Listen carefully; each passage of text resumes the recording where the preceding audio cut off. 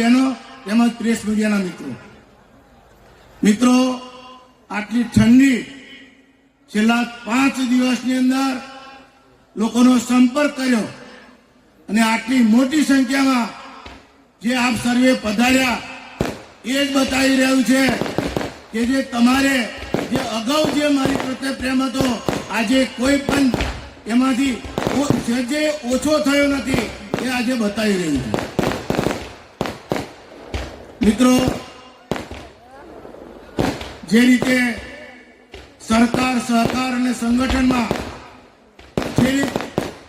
તમે લોકોએ કરજણ સિનોર અને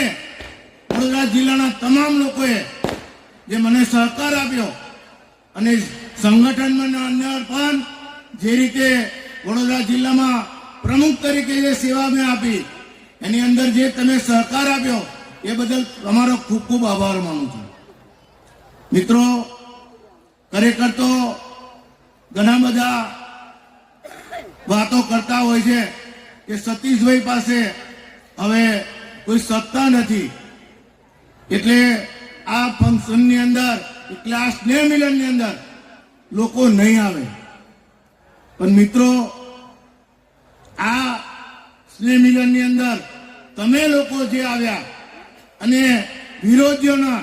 જે મોડા બંધ કર્યા છે એ બદલ ખરેખર તમારા બધાનો ખૂબ ખૂબ આભાર માનું।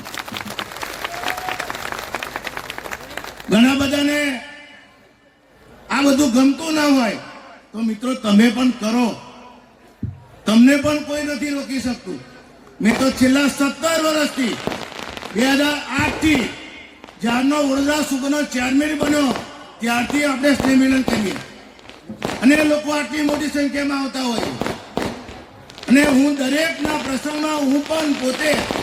દરેક પ્રસંગની અંદર તમારી વચ્ચે હાજર હોઉં છું। એટલે મિત્રો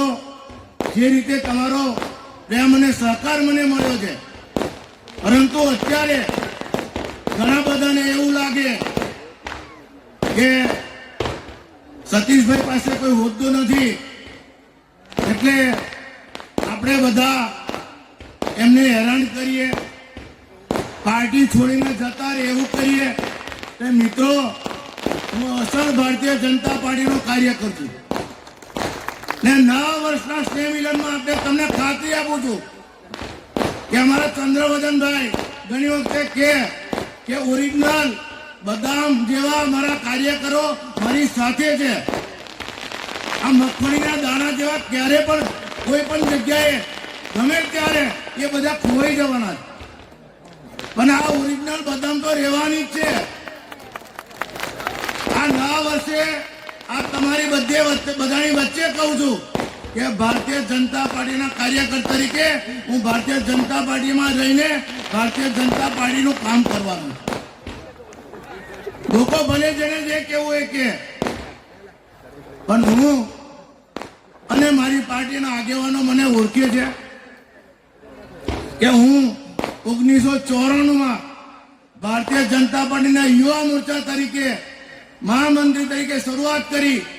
ને જિલ્લાના પ્રમુખ તરીકે જ્યારે પહોંચ્યો હોય તો પાર્ટીની અંદર વફાદારીને કારણે પહોંચ્યો। ગામની દૂધ મંડળી વિકા મંડળીના પ્રમુખ તરીકે શરૂઆત કરીને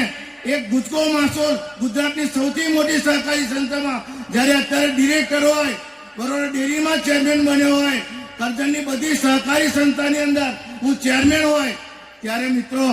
એમને નથી થવાતું અને સરપંચ તરીકે સેવા આપતો વિધાનસભામાં પણ હું પહોંચ્યો। એટલે સરકાર સહકાર સંગઠનમાં બધી જગ્યાએ મેં જ્યારે કામ કર્યું હોય ત્યારે મિત્રો આ તમારા બધાના પ્રેમને કારણે આટલું બધી જગ્યાએ હું પહોંચ્યો હોય ત્યારે